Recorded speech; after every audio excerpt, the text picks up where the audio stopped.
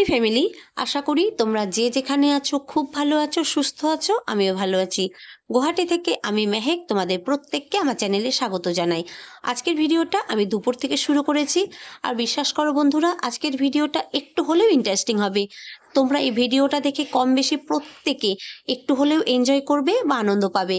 আজকে আমি তোমাদের সঙ্গে শেয়ার করব ছাদের খোলা পরিবেশে মাটির উনুনে পিঠে বানানোর ভিডিও। এটা হয়তো এর আগে অনেকেই দেখেছো, কিন্তু আমি এই প্রথম দেখছি। আমি যখন ছোট ছিলাম তখন আমাদের বাড়িতে উনান ছিল, তখন মা উনানে রান্না করতো, পিঠে পুলি সব কিছু উনানে হতো। কিন্তু সেই সব কথা আমার একদম মনে নেই। আর যখন থেকে আমার মনে আছে তখন থেকে মাকে দেখছি গ্যাসে সব কিছু বানাতে। তো আজকে এতদিন পর উনানে বানাতে দেখে না সেই ভালো লাগছে। আর কি বলতো, পিঠে খাওয়ার আনন্দ তো আছেই, কিন্তু এইরকম একটা খোলা পরিবেশে মাটির উনুনে সবাই মিলে গল্প করতে করতে পিঠে বানানো খাওয়া, এর অনুভূতিই আলাদা। আজকে হবে গোকুল পিঠে, আর আমি মনে হয় গোকুল পিঠে এই প্রথম খাচ্ছি। কারণ এতদিন আমাদের বাড়িতে দুধ পুলি, তারপরে পাটিসাপটা, চুষি পিঠে, সরা পিঠে এগুলোই হতে দেখেছি, মানে মাকে এগুলোই বানাতে দেখেছি। আজকে মাইমা বানাবে গোকুল পিঠে। তো গোকুল পিঠে কি করে বানাই সেটা যতটা পারি তোমাদের সঙ্গে শেয়ার করব, আর আমি নিজেও দেখব, আর চেষ্টা করব গুয়াহাটিতে গিয়ে এই গোকুল পিঠে বানিয়ে আমার শ্বশুরবাড়ির সবাইকে খাওয়াতে। তো চলো বন্ধুরা, ভিডিওটা এখান থেকে শুরু করেছি, তোমরা দেখতে থাকো। আমার বিশ্বাস আজকের ভিডিওটা তোমাদের একটু হলেও ভালো লাগবে বা তোমরা একটু হলেও এনজয় করবে। আজকের পিঠেটা সন্দেশ দিয়ে বানানো হবে। এখানে সন্দেশটাকে দুধ আর গুড় দিয়ে এইভাবে একটা পুর রেডি করে নেওয়া হয়েছে। এই পিঠেটা অবশ্য কালাকাঁদ তারপরে নারকেলের পুর দিয়েও বানানো যায়, তবে আজকে আমরা সন্দেশ দিয়ে বানাচ্ছি। তো এখানে পুরটা রেডি হয়ে গিয়েছে, আর উনানটা জ্বলছিল না, সেই জন্যে উনানটা জ্বালানোর জন্যে এখানে শ্রেয়া নিয়ে এসেছে কিছু পাটকাঠি।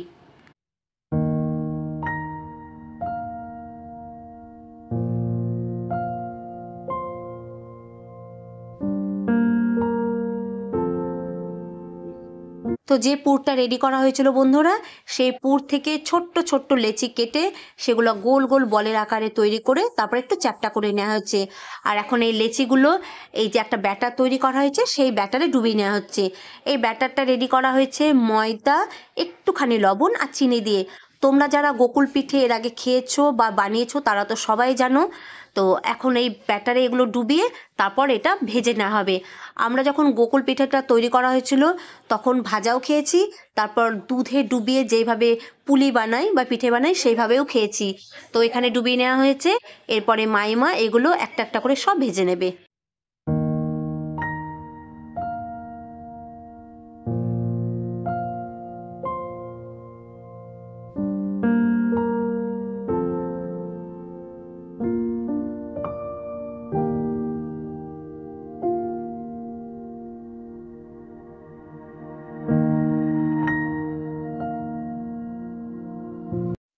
তো এই দেখো বন্ধুরা, এখানে গোকুল পিঠেগুলো ভাজা হয়ে গিয়েছে।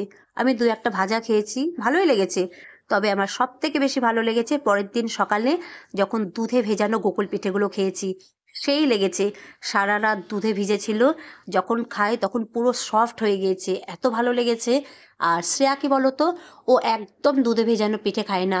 ও সব সময় মানে এরকম শুকনো শুকনো খেতে ভালোবাসে, তাই ওর জন্য কিছুটা ভাজা রাখা হয়েছে, বাকিগুলো সব এইভাবে দুধে ভিজিয়ে রাখা হয়েছে।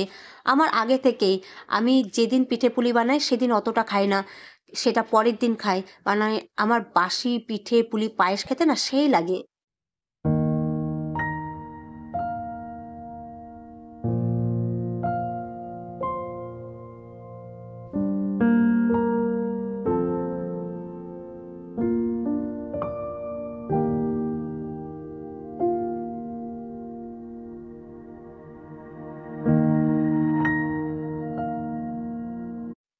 তো এই দেখো, পিঠে ভাজতে ভাজতে দুপুর থেকে সন্ধে গড়িয়ে গেল, চারিদিক অন্ধকার হয়ে গিয়েছে, আর আমাদের পিঠে ভাজা এখনও শেষ হয়নি।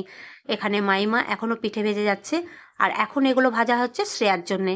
কারণ একটু আগে আমি বলেছি শ্রেয়া দুধে ভেজানো পিঠা একদম খায় না, তাই ওর জন্যে ভাজা পিঠে বানানো হচ্ছে। আর আমি মাইমাকে বলেছিলাম যে আমি কিছুটা কাঠকয়লা নিয়ে যাব, সেই জন্যে এখানে কাঠের যে জ্বলন্ত টুকরো আছে সেগুলোকে জলে ভিজিয়ে দিচ্ছে। পরে এগুলো যখন ঠান্ডা হয়ে যাবে জল থেকে বের করে আমি ছাদে রেখে দেব। তারপর যখন রোদে শুকিয়ে যাবে আমি কয়েকটা নিয়ে যাব, কারণ আমি অনেক সময় চিকেন বা পনিরের কিছু রেসিপি বানাই যেখানে আমার এই কাঠকয়লা দরকার পড়ে, তো সেই জন্যই কিছুটা নিয়ে যাব।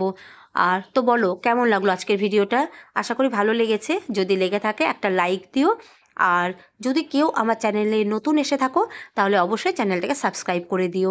আমি সবসময় চেষ্টা করব নতুন কিছু তোমাদের সঙ্গে শেয়ার করার।